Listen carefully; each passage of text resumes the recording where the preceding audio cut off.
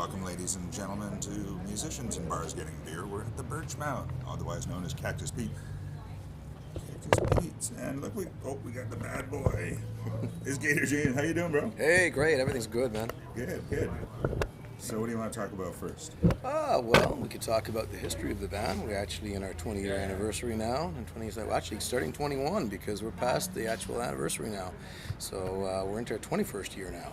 And is that anniversary on your birthday, which just happened? Happy Well, that's a heavily guarded secret, that is. But yeah, actually, my birthday was just this past Wednesday, and yesterday.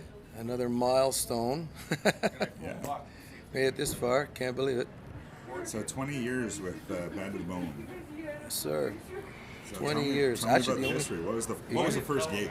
Actually, the first gig, that was an interesting story. When we put the band together originally, we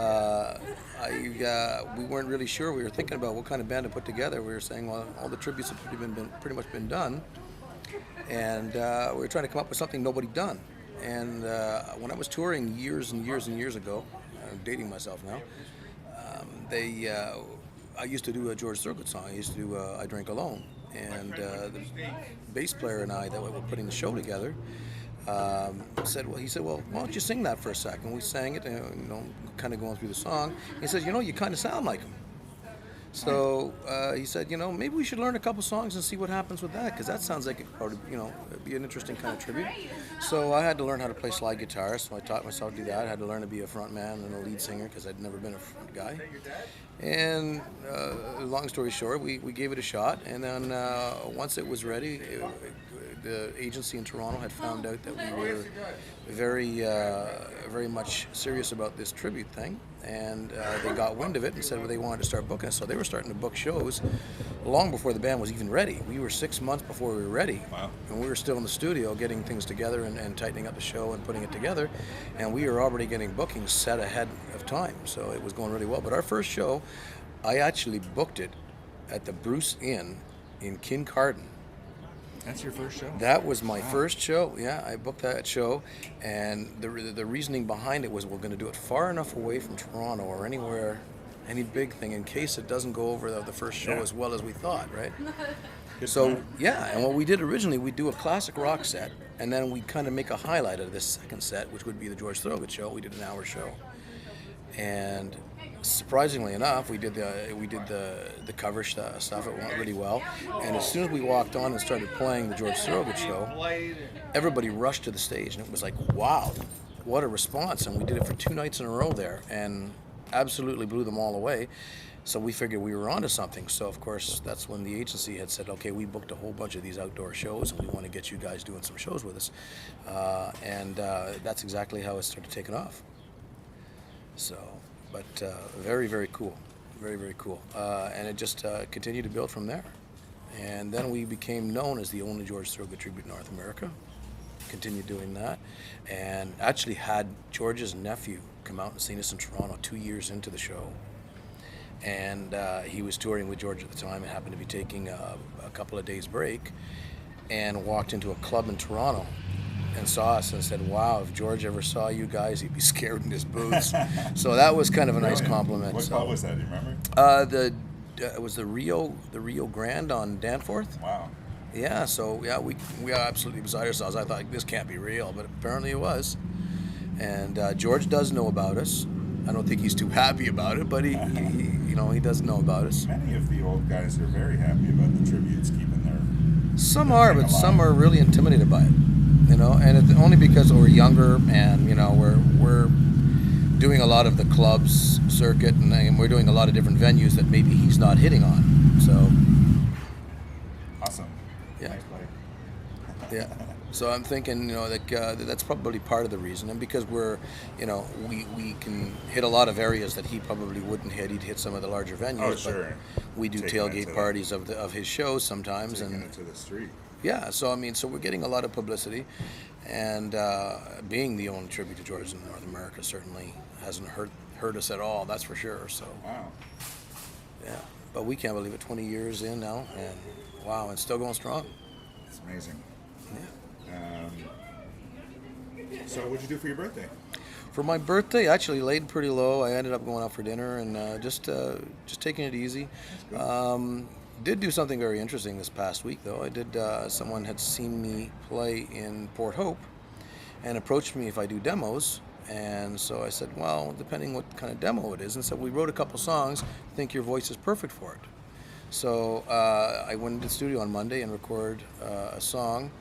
Don't know if they're going to use it. It's being brought to Nashville sometime, I think, next week. And who knows what's going to happen. And it went actually quite well. I thought it went quite well. And they were quite surprised at the longevity because I went for like 4 hours of singing. I couldn't believe I Really? sang for 4 hours. Wow. But they said, wow, they couldn't believe my stamina. So they said that, but they loved the voice. And they said, okay, we think, this could do something. Did you want to plug the studio? I don't. It wasn't in a studio. It was a private thing. It was I believe somebody from Warner Brothers that was connected with someone in Nashville was on the board, and we were doing take after take until they got exactly what they wanted. And I don't recall the name of the studio that it was at. It was just a studio north of Port Hope, and it went very well. I mean, like I said. The song was definitely a perfect song for what I would have done. It was called "Bad Boys Get the Girls," which is right up my alley. So yeah, so we'll see what happens with that. I said, Zoom in on that, eh? yeah. So I'm hoping that something comes out of that. You never know. Cool. At the very worst case scenario, if my voice gets out in front of a record producer, that's good. If they don't like the song, if they like the voice, who knows, right? Yeah. Oh yeah.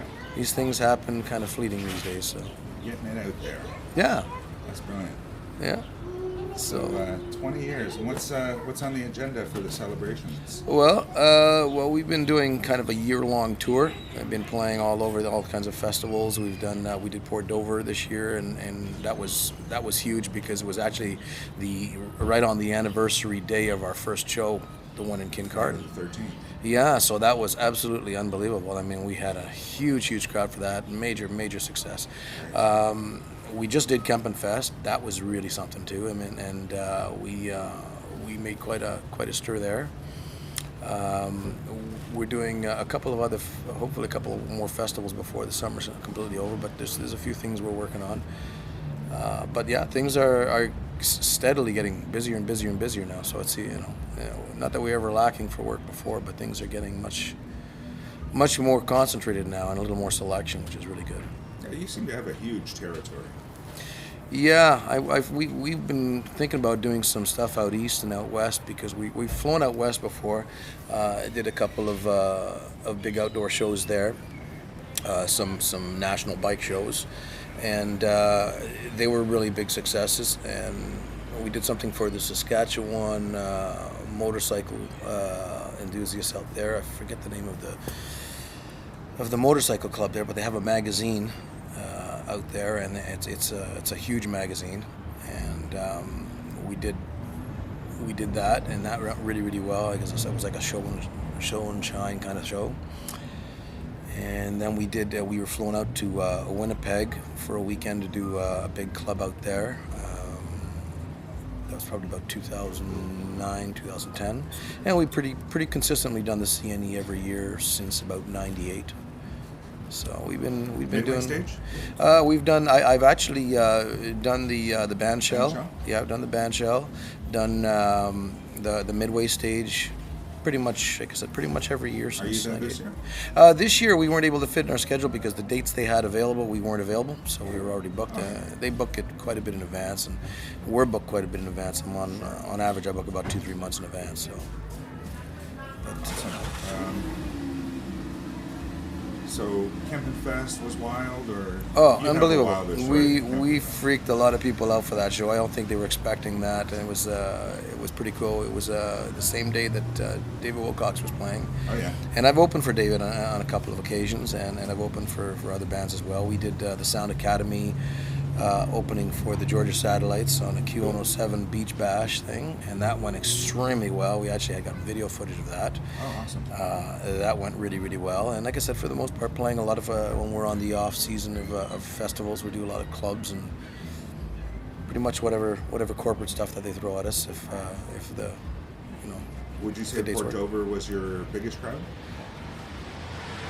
Kempenfest was pretty huge too. Oh, yeah. Port Dover, I would say, yeah, 120,000 bikes. Yeah, I'd say that's pretty good. That was they're not all concentrated in one spot, but we had pretty much most of the crowd. It was really cool. Yeah, we were on the main stage. And So tell me your wildest story in history that you can. my allow the wildest public to story. hear. I played a venue in Cornwall, and this has happened a few times now. I played a venue in Cornwall, and after we were finished playing, we had our roadies tearing everything down, and we were outside just kind of grabbing a coffee and kind of chilling and talking to people a little bit as they were walking by and stuff, and just greeting some fans. And somebody stood there waiting for a good half hour, 40 minutes, and finally had the nerve to approach me and said he had been collecting my albums for years and actually believed I was George Thorogood. And I was trying to tell him that we're a tribute to George, and he just didn't get it, and asked me, he was begging me to sign his albums. So I signed them with Gator James, tribute to George Thorogood, and he still didn't read it. He was still so caught up in it. It was just, so that was pretty cool. And then I had that happen at an outdoor festival for Canada Day in Oshawa as well, where someone had approached me with a whole bunch of albums asking me to sign them, and said, "Oh yeah, I've been raising my son on your music and everything," and it was like I couldn't believe it. And when our time came to go up and play, we had put our backdrop up saying "Bad to the Bone," the tribute to George Thorogood. And there was like about 5,000 people coming over the hill looking, because the rumor was that George Thorogood was in town. And the whole time we were playing, even though I had mentioned it during the show twice that we were a tribute to George, people thought we were actually him, which was kind of freaky. And we had our share of groupies coming backstage going, "Where are you touring next?" and all this stuff. So that was kind of cool, and I should edit spot there, but let's get that set up. Yeah, so that was kind of neat. I mean, when the fans come out and actually think that you sound so much like them that you're actually him. So that was kind of cool. Great. Yeah. Awesome. So, how's the road out there? Like when you're doing the long drives and that sort of stuff, you guys have a. You know what? I'm going to take a break with you.